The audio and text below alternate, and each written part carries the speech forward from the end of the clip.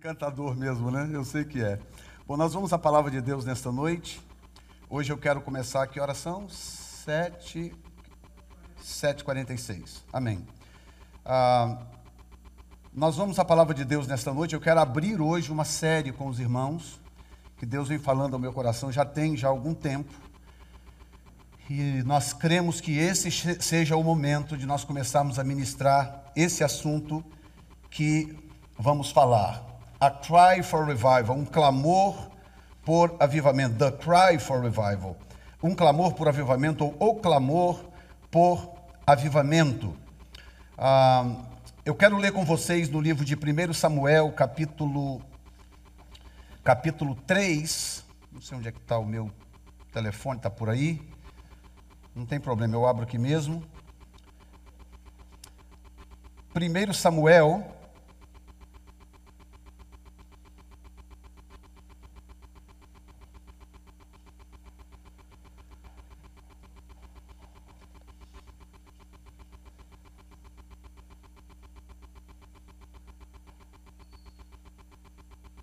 deixa eu abrir de novo que deu uma frisada aqui.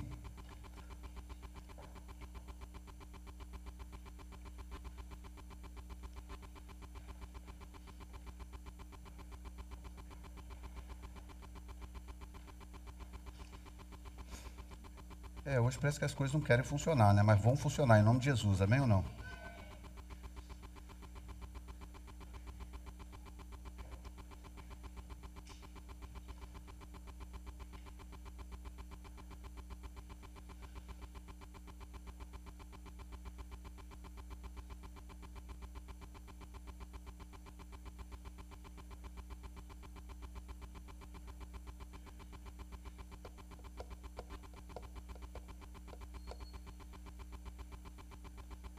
Ok.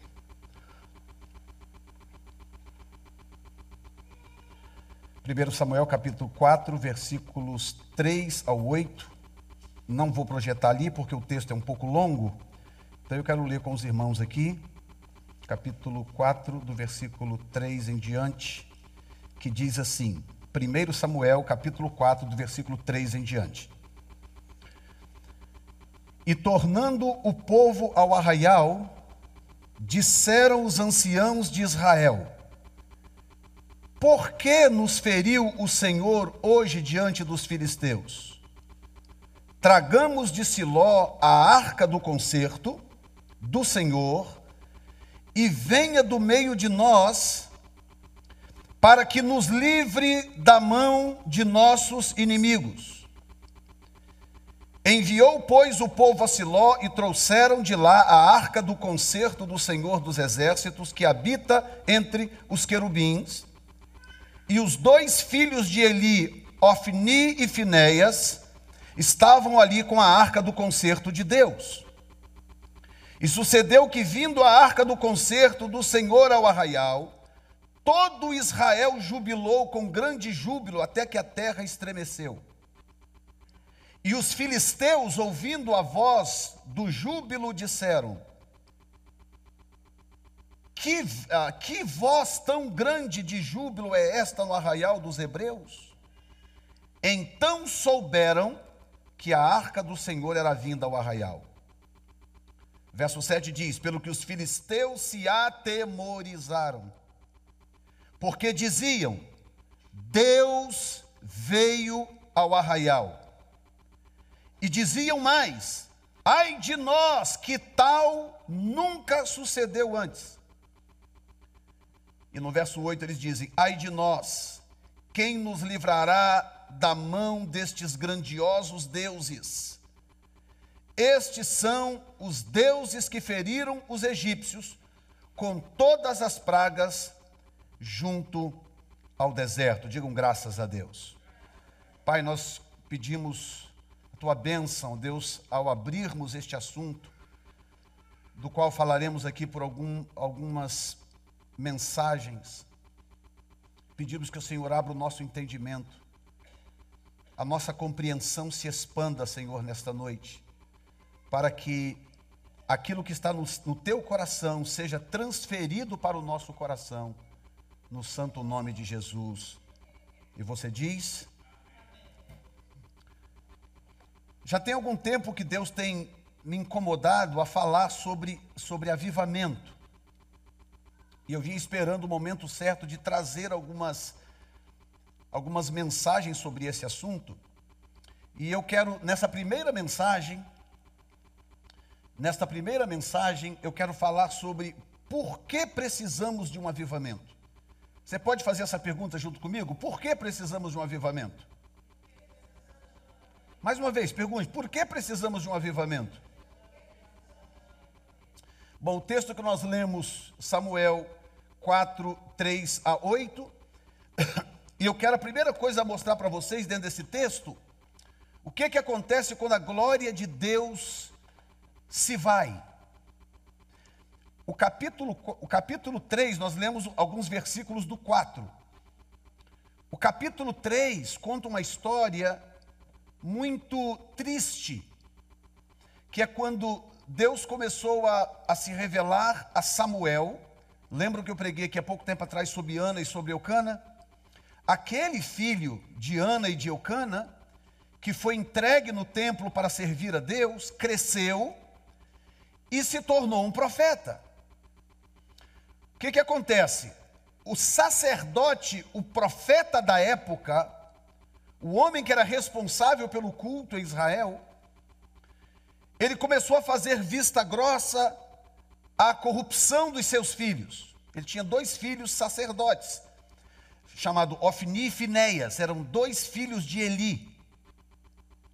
E Samuel também estava crescendo na casa do Senhor, também era da tribo de Levi, também era da linhagem de Arão, portanto também estava a caminho de ser um sacerdote.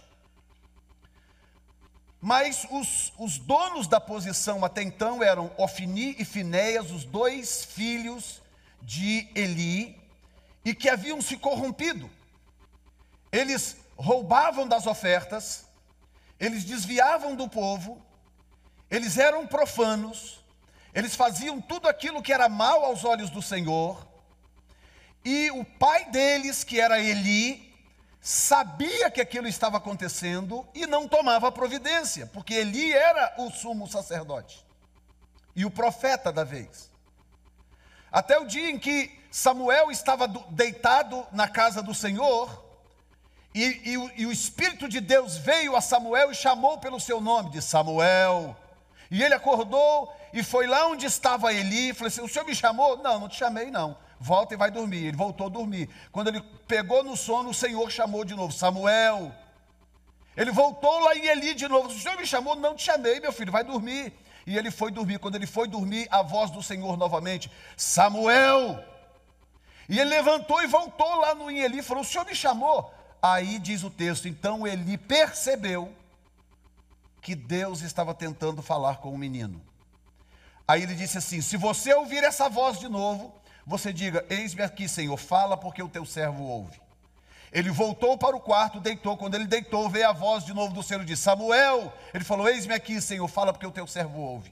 E aí, escute bem, o Senhor veio e deu uma palavra para Samuel, condenando a situação de Eli e dos seus filhos. E disse: os pecados da casa de Eli chegaram até mim. E eu decidi julgar esta situação. E eu vou julgar a casa de Eli. E o Senhor deu uma palavra dura através de Samuel. Quando chega no final do capítulo 3, Eli chama Samuel e fala: conta para mim o que foi que o Senhor te falou. Olha, conta, você tem que contar. Conta tudo, não esconda nada, conte tudo. E Samuel, por obediência, então contou para ele: o Senhor disse isso.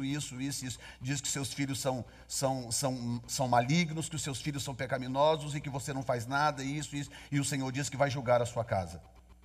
Escute bem, pelo amor de Deus.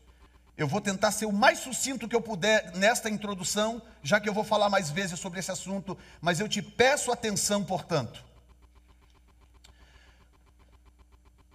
Imagine que você está na situação de Eli. E alguém chega para você e fala: Deus me deu uma palavra, e você sabe que aquela palavra é de Deus. Eli não tinha razão para desacreditar, porque foi ele mesmo que falou com Samuel. Olha, quando você ouvir de novo esta voz, diga: Senhor, eu estou aqui, fala, porque ele sabia que era Deus.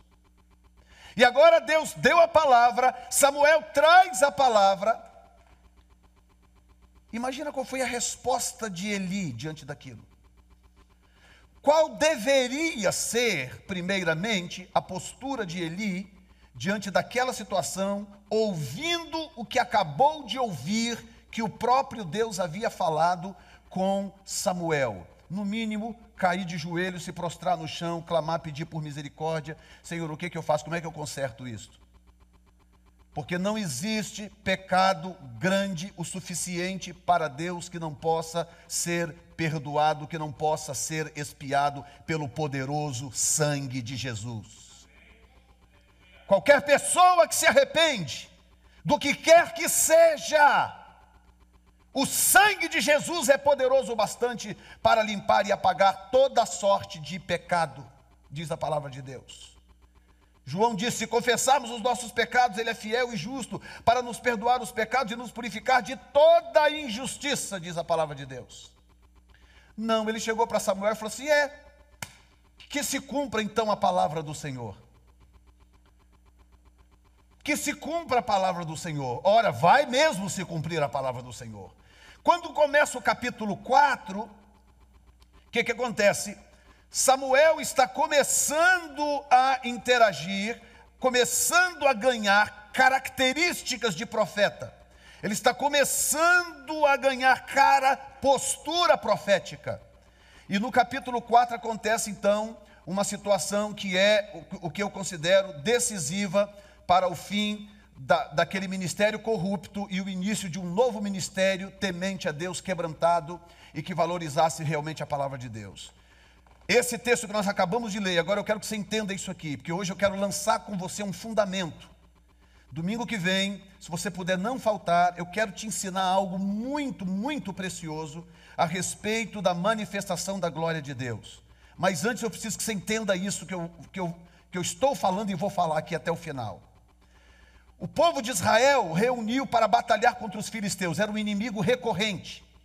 Os filisteus estavam sempre por ali, vez e outra, eles estavam tendo problemas com os filhos de Israel. E Deus mesmo disse, ainda no livro dos Juízes, para quem leu aqui, durante o jejum de Daniel, Deus disse que Ele preservou os filisteus na terra, exatamente para usar os filisteus como arma, como instrumento, contra Israel, quando Israel pecasse contra ele. Então Deus expulsou vários inimigos da terra, mas os filisteus Ele deixou lá. Ele deixou os filisteus numa região muito de difícil acesso. Eles habitavam numas montanhas, era muito difícil acesso. E Deus os mantinha lá. Toda vez que Israel pecava e se afastava de Deus, Deus capacitava os filisteus, lá vinham os filisteus de novo, com força, poder, e dominava Israel, vencia Israel. Dessa vez os filisteus vieram e acamparam no vale. Veja bem. E aí diz a palavra que Israel estava em grande aperto. Grande aperto. Eles estavam começando a sentir o peso do pecado da nação, o fato da nação não estar buscando mais a Deus, e era recorrente aquilo. Veja que nós estamos em 1 Samuel. 1 Samuel é a consumação do livro de Juízes. O livro de Juízes termina em 1 Samuel, porque Samuel foi o último dos juízes. Então Samuel é o fechamento do livro de Juízes.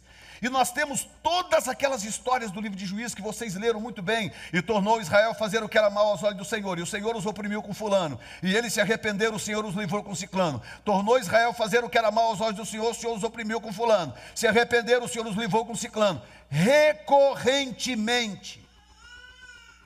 É como se o povo não conseguisse aprender a lição de que o nosso Deus é um Deus de livramento, mas Ele é um Deus de justiça, e que nós precisamos andar em retidão com Deus. Esse é o desafio da igreja, andar em retidão na presença de Deus. E estava todo mundo lá daquele jeito, vivendo do jeito que vocês podem imaginar. Deus mandou os filisteus. Muito bem. Quando eles perceberam que os filisteus eram mais fortes, maior exército, eles tinham vários gigantes. Quando a gente ouve falar em Golias, o filisteu que Davi matou, parece que era um gigante. Então eles tinham vários gigantes. Era um povo de alta estatura, por natureza. E no meio daqueles de alta estatura, tinha sempre um grande aqui, um grande ali. Tanto que Davi matou Golias, ainda ficaram mais 3 irmãos de Golias, tão altos quanto ele. Então era um exército difícil de vencer, não dá para vencer, escute bem. Não dá para vencer certos inimigos sem uma aliança inquebrável com Deus. Nós, o povo de Deus, precisamos proteger a nossa aliança com Deus. Nós precisamos proteger esta aliança. Nós não podemos brincar com esta aliança, porque nós estamos batalhando contra inimigos muito poderosos. A Bíblia diz que a nossa luta não é contra a carne e o sangue, não é contra pessoas, não é contra coisas. Paulo disse, a nossa luta é contra principados. Principados.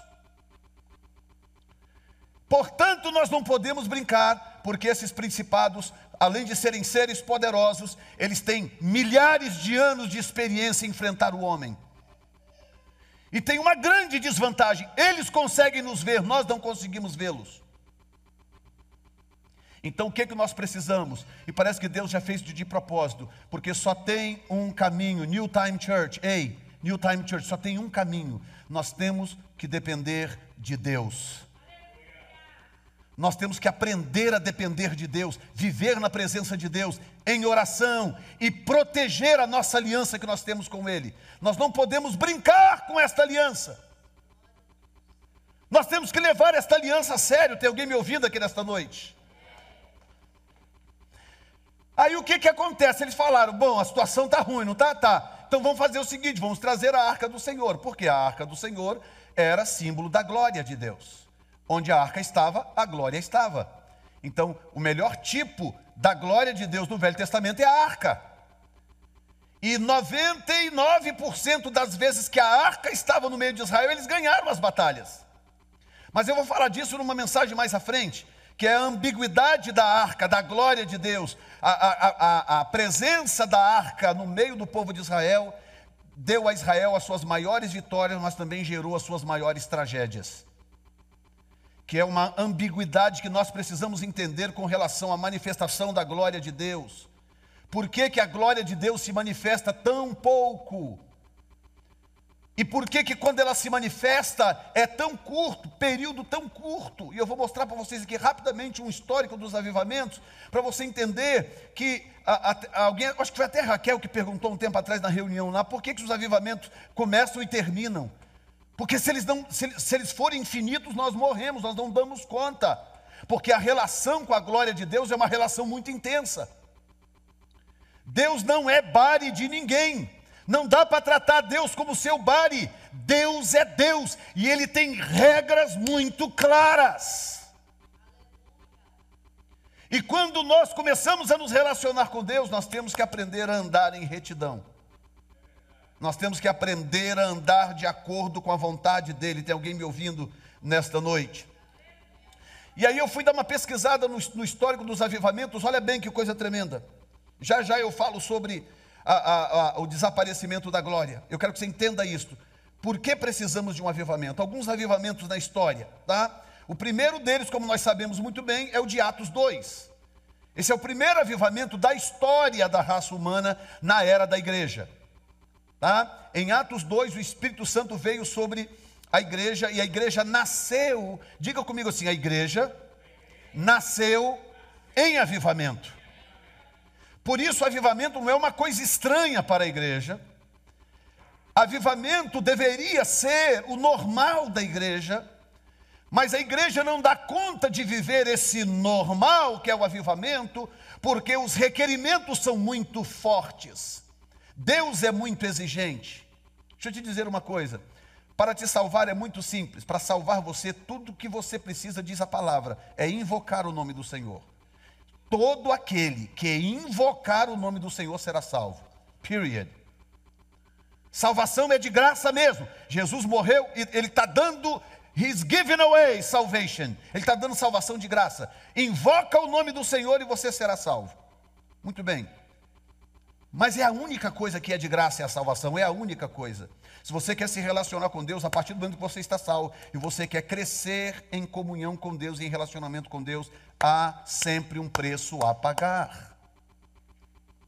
E aí é que está a dificuldade da igreja moderna, porque a igreja moderna, de um modo geral, ela é muito frágil, ela tem muita dificuldade de enfrentar certas lutas e certas dificuldades. É uma igreja com uma tendência muito forte a ceder ao sofrimento. E o povo do primeiro século, esta igreja de Atos 2, uma igreja que explodiu em avivamento no capítulo 2 de Atos, dali para frente não teve um minuto de sossego, não teve um momento de descanso. Aquelas pessoas não podiam ter casa, não podiam ter móveis, não podia ter um cachorrinho amarrado na sala, não podia ter nada, porque eles não podiam parar, se parasse morria. Eles tinham que fugir constantemente para ficar vivo pelo menos mais um mês, mais um ano, mais um pouco, porque a perseguição era ferrenha, mas o tanto que eles foram perseguidos foi o tanto que eles foram avivados. E deixa eu te explicar uma coisa que eu espero que até o final desta série fique claro no nosso coração. O que Deus quer é que a igreja desperte para um mover da sua glória sem que haja necessidade de perseguição. Mas eu quero te dizer uma coisa: perseguição é um santo remédio para avivar a igreja. Quer ver avivar a igreja? Começar uma perseguição. Começa uma perseguição, meu filho. O que você não tinha tempo para fazer, sobra. Não tem tempo para orar, né? Vai sobrar tempo para orar. Você não tem tempo para ler a Bíblia, né? Vai sobrar tempo para você ler a Bíblia. Quando o diabo levanta uma perseguição para a igreja, o meu falecido pastor é que costumava dizer, ele sempre dizia: igreja, irmãos, é como massa de bolo, quanto mais bate, mais cresce. Começa a perseguir a igreja para ver o que acontece. As pessoas redescobrem que tem joelho, as pessoas descobrem as Bíblias escondidas nas gavetas, e elas começam a buscar a Deus, e a glória de Deus vem novamente no meio do povo. Foi assim em Atos 2. Todo mundo, aquela situação ali de Jesus ter morrido e ressuscitado, Jesus falou: fiquem em Jerusalém, até que do alto vocês sejam revestidos de poder. E aí de repente eles começaram, reuniram no cenáculo 120, começaram a clamar e orar a Deus, e ali ficaram por 40 dias. Até que a glória de Deus os alcançou, na verdade por 49 dias, porque no dia de Pentecostes, 50 dias depois da Páscoa, a glória de Deus desceu naquele lugar. Quem está entendendo? O outro foi um avivamento de 1927, e aqui eu vou acelerar minha fala por causa do meu horário, então eu quero que você preste atenção, porque eu quero que você note um padrão nisso aqui, tá? 1727 é o que eles chamaram de grande despertamento que aconteceu na Alemanha, tá? Esse grande despertamento foi liderado por esse homem, Nicholas Zinzendorf. Ele iniciou, escute bem, havia uma grande apostasia na sua época. Então o que ele fez? Ele começou um movimento de 24 horas de oração. O cara teve uma ideia, tipo, todo mundo, ninguém queria Deus, aquele secularismo tremendo. Ele teve uma ideia, falou: vamos formar um grupo de oração de 24 horas. 24. Agora pergunta para você mesmo o quão difícil é você vir aqui sábado à noite orar. Sábado, de 6 às 7, 1 hora de oração. Esse homem se levanta e fala assim: vamos começar um grupo de oração de 24 horas. Tipo, como assim? 24 horas, a gente divide em turnos e vão manter um grupo orando por 24 horas. Para quem não sabe, existe isso hoje, inclusive, na cidade do Kansas City. Existe um ministério chamado IHOP, International House of Prayer. Não é pancakes, não, prayer. International House of Prayer. É um ministério que ora por 24 horas ininterruptamente. 24 horas. E esse Nicholas, ele teve essa ideia. Vamos orar por 24 horas. Vamos. E começou, formou um grupo de oração. O que acontece? Explodiu o avivamento. Explodiu. E as pessoas começaram a se converter, coisas acontecendo, curas e milagres. E aí esse avivamento, influenciou um homem chamado Jonathan Edwards, aqui na América, em 1734, aqui pertinho de nós, no estado de Massachusetts, chamado Northampton. Esse homem, Jonathan Edwards, ele foi um grande avivalista dessa região, um grande pregador. A história dele diz que ele tinha uma sabedoria, um conhecimento muito grande. Ele pregava uma palavra muito forte de arrependimento e de santidade. E começou um grande avivamento aqui, como consequência desse avivamento de 1727. O próximo foi 1792, na Inglaterra. Um mover de oração. Olha de novo aí. Em 1784, quando John Erskine, de Edinburgh, a cidade chamada Edinburgh, na Inglaterra, publicou uma oração de avivamento de Jonathan Edwards. Esse avivamento de 1734, o Jonathan publicou um artigo que era uma oração, um clamor por avivamento. Aí esse moço aqui, esse Erskine, ele pegou essa oração, lá na Inglaterra, reuniu um grupo e começou a orar esta oração de avivamento. Guess what? O Senhor rompeu naquele lugar, a glória de Deus desceu, um outro avivamento aconteceu. O próximo foi 1830, com um cara chamado Asahel Nettleton e Charles Finney. O Charles Finney é muito mais conhecido porque ele foi o grande proeminente desse avivamento. Charles Finney orava metade de um dia. Escute isso, Luciana. Metade de um dia. O dia tem 24 horas, ele orava 12 horas. Nem sempre continuamente, mas ele chegou ao ponto de orar metade de um dia, todos os dias. Mas o que aconteceu com esse homem, com o avivamento dessa época? A glória de Deus que desceu sobre ele era uma coisa tão violenta, a biografia dele está por aí, você pode comprar sem nenhum problema para você conhecer a história dele. Tem uma história de uma vez que ele entrou numa fábrica, ele foi fazer uma visita para o dono da fábrica que pediu, ele foi na fábrica fazer uma visita, uma fábrica com, 500 e tanto funcionários, não lembro agora a quantidade, eu sei que era uma quantidade grande. Ele foi na fábrica e foi lá para o escritório da fábrica, conversar com o dono da empresa, orar pelo dono da empresa. Nisso que ele está lá orando, conversando com o dono da empresa, subiu um funcionário, falou, ô seu fulano, o senhor precisa descer lá embaixo, no floor. O que está acontecendo? Por favor, o senhor precisa descer lá embaixo. Quando desceram lá embaixo, todos os 500 e tantos funcionários estavam caídos de joelho no chão da fábrica, chorando, alguns batizados com o Espírito Santo, outros arrebatados do Espírito. E ele nem lá tinha ido, ele estava no escritório orando pelo dono da fábrica. A unção de Deus na vida de Charles Finney foi tão violenta que ele andando na rua, na calçada, ele passava na calçada, dependendo do lugar, as pessoas começavam a chorar. E ele ia na pessoa, conversava, orava, ministrava, evangelizava e ganhava aquela pessoa para Jesus. Irmãos, o poder de Deus é coisa real. A igreja precisa resgatar a relação com o poder de Deus. Você tem fome de se relacionar com o poder de Deus? Há fome em você para isso? Porque eu vou te desafiar o tempo todo. E esse avivamento, que olha que curioso, um avivamento foi lançando semente para o outro. O próximo aconteceu em 1857, com o tal de Jeremiah Lampier, que era discípulo de Charles Finney. Discípulo do cara.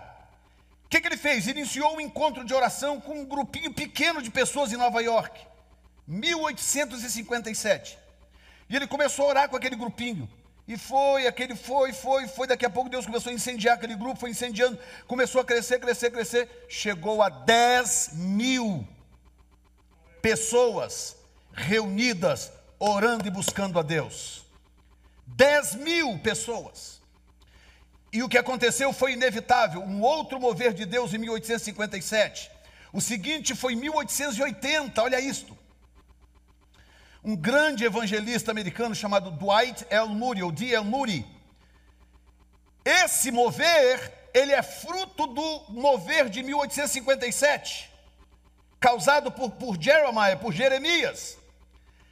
Então, Moody morava em Chicago, o mover começou em Nova York, mas ele foi influenciado por esse mover, e Deus levantou nesse homem, ou este homem, como um dos maiores evangelistas do século, do seu século, D.L. Moody. Ele chegou ao ponto de fazer com Deus um pacto, dizendo que ele queria ganhar no mínimo uma pessoa por dia, um mínimo. Ele fez um pacto com Deus: Senhor, não deixe o dia acabar sem que eu ganhe pelo menos uma pessoa para Jesus.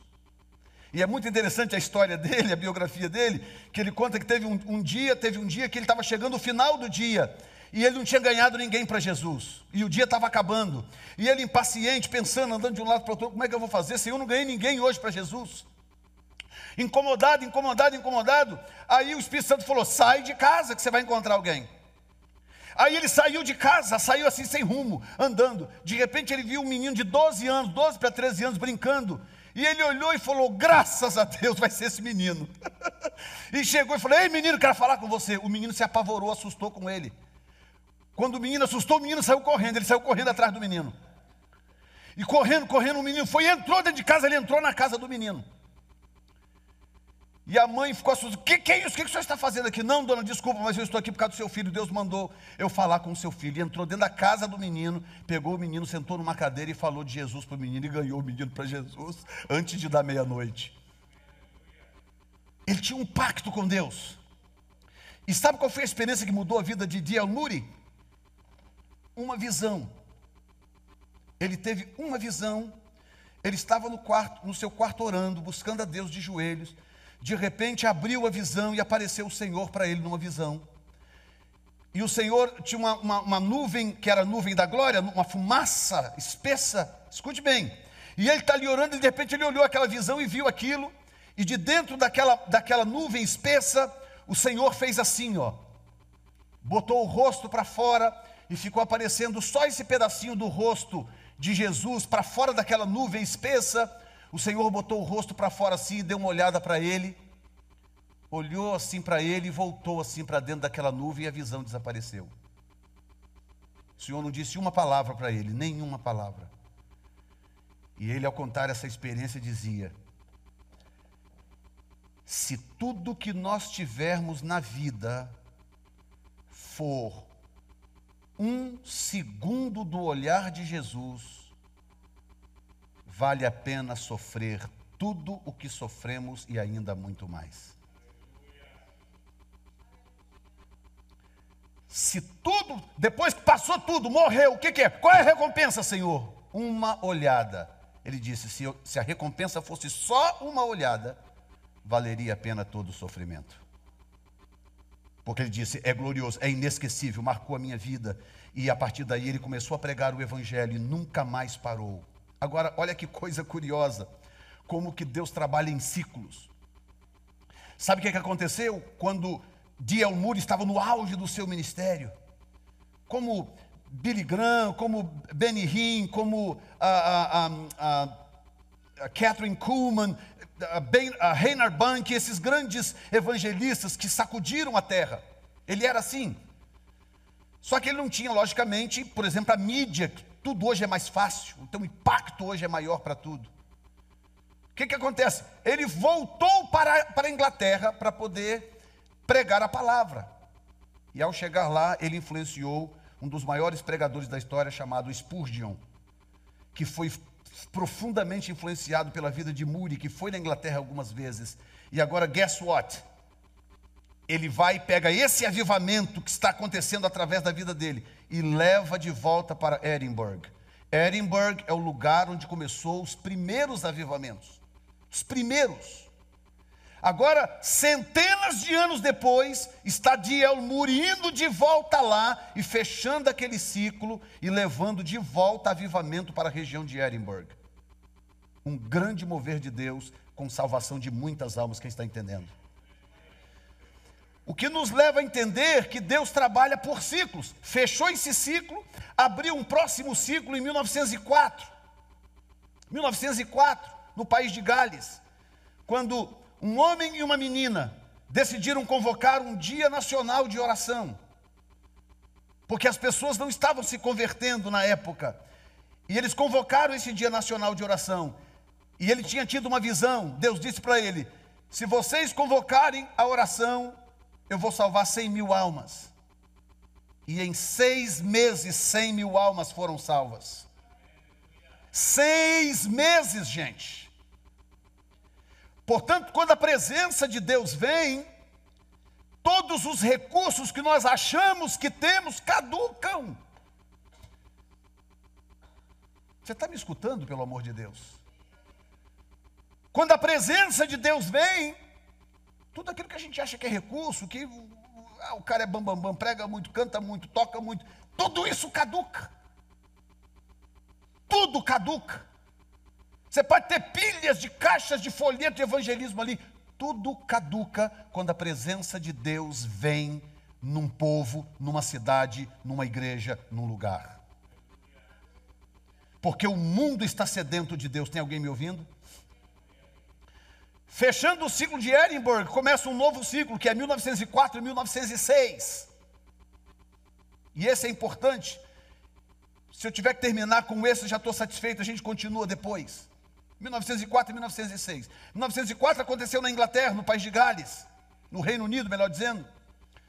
Grande avivamento, Deus salvou muitas vidas. E uma semente desse avivamento chegou aos Estados Unidos da América, no estado da Califórnia, na cidade de Los Angeles, numa rua chamada Rua Azusa, que, by the way, escute bem, era uma rua, era considerada gueto. Eles chamavam de ghetto. Era um gueto. Por que era um gueto? Porque era uma região, o país estava muito segregado entre brancos e negros, e era uma região negra. Então era gueto. Agora, olha que coisa maravilhosa como que Deus trabalha. Eu espero que isto traga para você nesta noite uma nova disposição de buscar a Deus, de entender que Deus não está procurando gente boa, gente bacana, gente rica, gente inteligente, gente isso, gente aquilo. Deus está procurando pessoas que tenham disposição de gastar tempo com Ele. É isso que Deus está procurando.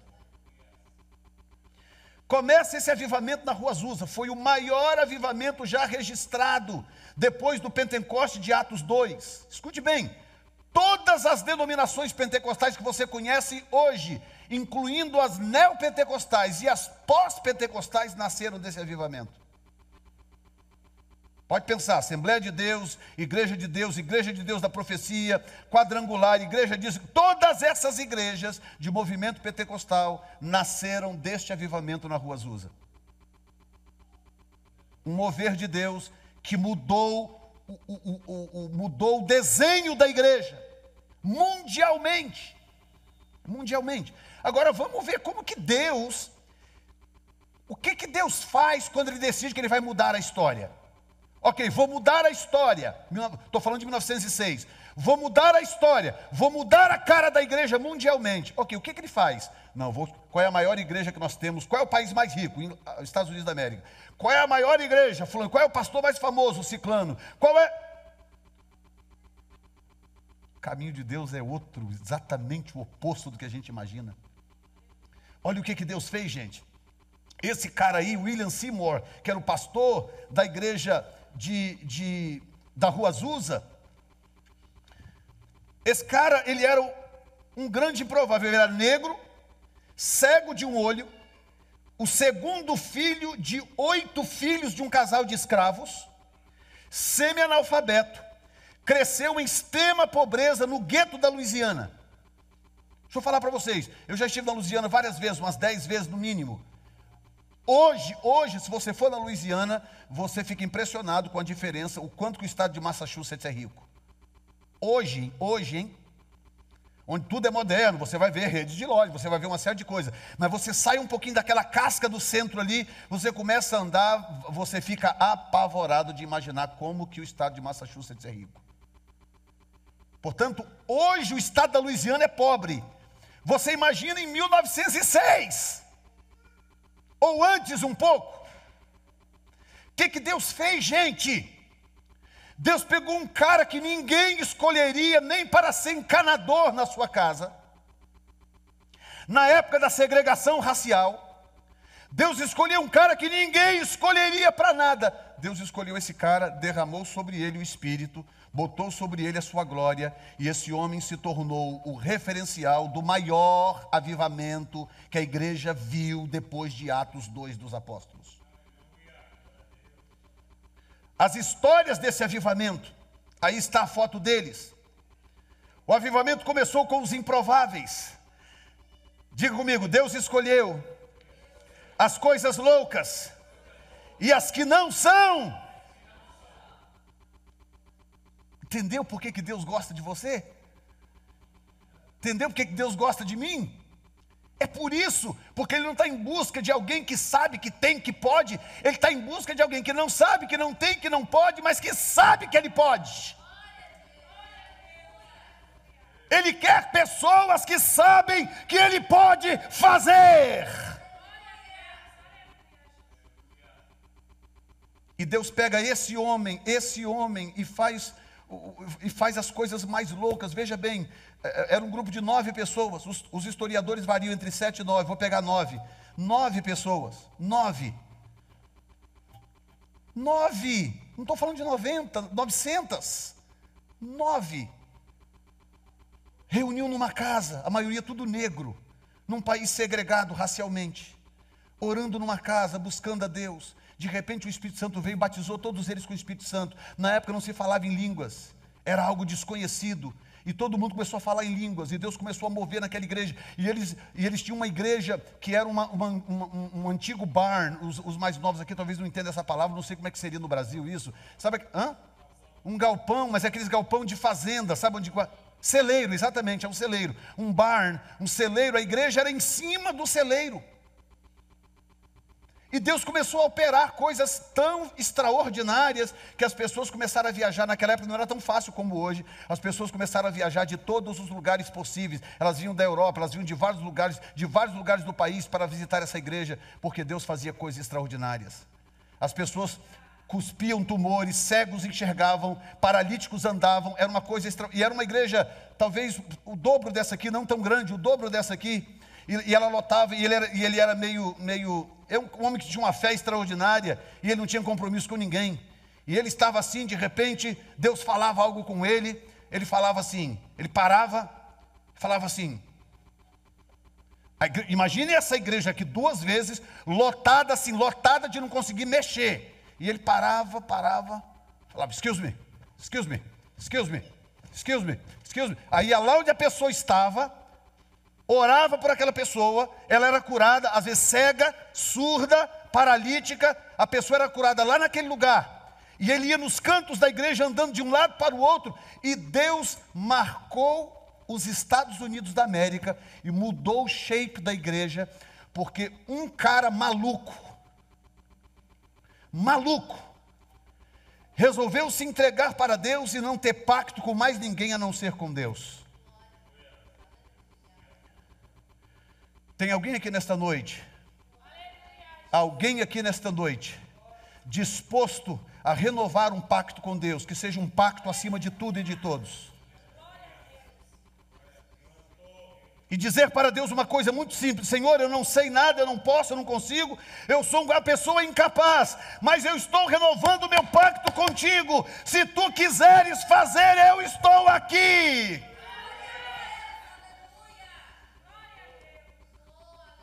Tudo que você tem que dizer para Deus é: Senhor, já que o Senhor gosta das coisas loucas e das coisas que não são, eis-me aqui, Senhor. Porque eu não sou, eu não tenho, eu não sei, mas eu tenho fome pela Tua presença. Eu quero a Tua presença na minha vida.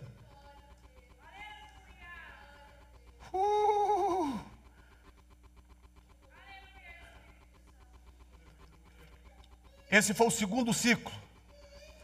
O primeiro ciclo começou lá atrás, terminou com D.L. Moody levando o avivamento de volta para Edinburgh. O segundo ciclo foi em 1904 na Inglaterra, 1906 aqui fechou esse ciclo. Agora escute bem, de 1906 até o ano 1900 e pouco, nós não tivemos nenhum avivamento significativo, nenhum. Uma coisinha aqui, outra ali, mas nenhum avivamento significativo. O próximo foi em Pensacola, 1995, quando Deus trouxe um avivamento muito forte numa igreja Assembleia de Deus, pastoreada pelo pastor John Kilpatrick. O evangelista era Steve Hill e o músico, ministro de louvor, era Lindell Cooley. Dia dos Pais, junho, que aqui é junho, 1995, eles estavam numa igreja, estavam orando há 7 anos. 7 anos orando a Deus por um mover. Nesse dia, a glória de Deus invadiu a igreja, encheu a igreja, eles perceberam. Isso aqui, o pastor falou, irmãos, isto aqui é o que nós estamos orando há 7 anos. It's happening, folks. Dali para frente, eles faziam culto todos os dias. E chegou ao ponto, domingo que vem, eu ia mostrar umas imagens, mas por causa do horário não vai dar. Domingo que vem eu vou mostrar essas imagens. As pessoas acampavam na porta da igreja, 3 horas da manhã, para um culto que seria às 7 horas da noite.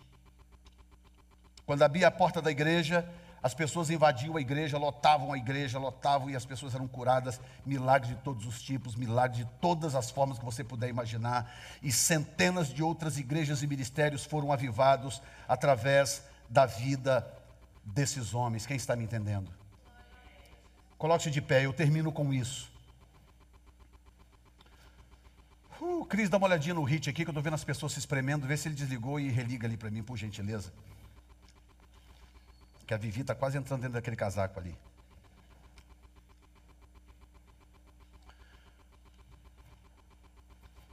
Dá uma olhadinha ali.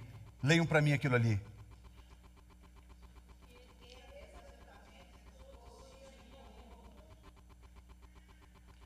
O que esses avivamentos todos que eu descrevi para você tinham em comum? Uma coisa eles tinham em comum. Uma coisa. Todos eles começaram com um profundo quebrantamento e um mover de oração. Agora olhem para mim aqui. Eu vou terminar agora, eu te prometo, mas olhem para mim aqui agora. Quantos aqui, you're going to be held responsible for your answer, ok? Você vai ser responsabilizado pela sua resposta. Quantos aqui nesta igreja gostariam de ver um avivamento acontecendo aqui neste lugar? Levante a mão, levante a mão. Então vocês que levantaram a mão, saibam que tudo começa com oração. A igreja precisa orar como igreja.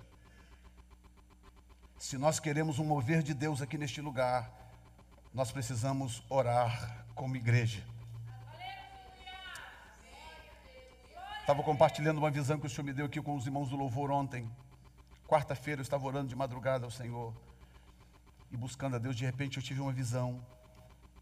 Nós estávamos aqui na igreja, normal, assim, de repente eu vi que começou a subir uma água. E eu não lembro onde ela brotou, porque eu realmente não lembro. Parece que ela começou a subir por igual. Começou a subir uma água, era uma água cristalina. E eu vi ela se mexendo assim, o reflexo das luzes nela. E ela ia subindo, aquela água cristalina. E ela subiu e ela ficou mais ou menos na altura aqui do encosto do banco. Toda a igreja aqui inundada por uma água cristalina, cristalina. Brilhante, brilhava, ela movia e brilhava, brilhava. E ela foi subindo, subindo, subindo e parou na altura do encosto do banco. E eu fiquei olhando aquilo e perguntei: Senhor, o que é isto? Ele disse assim: isto é um mover de adoração que eu quero levantar nesta igreja.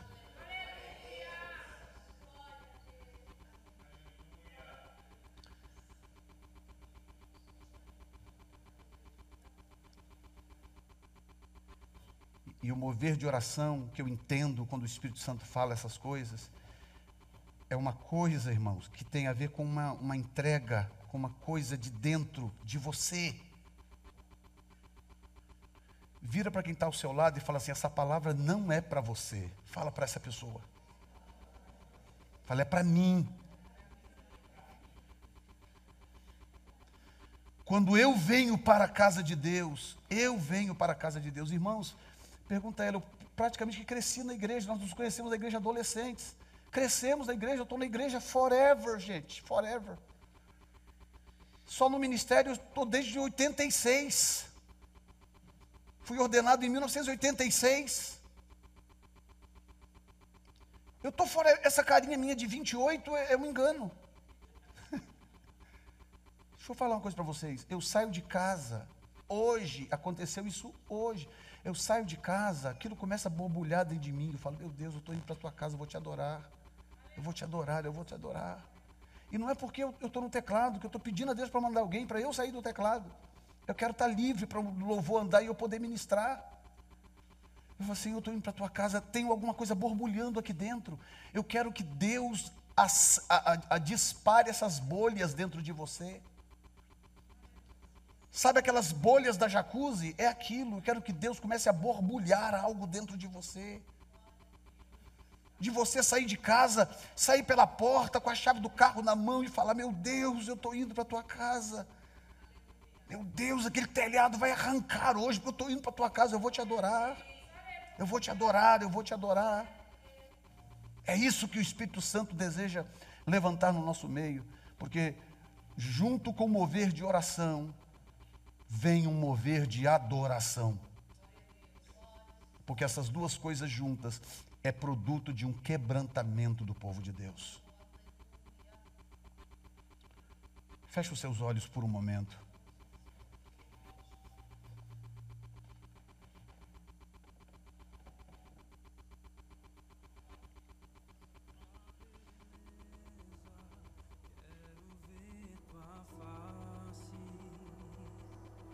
Me leva à sala do trono, mostra a tua beleza, quero ver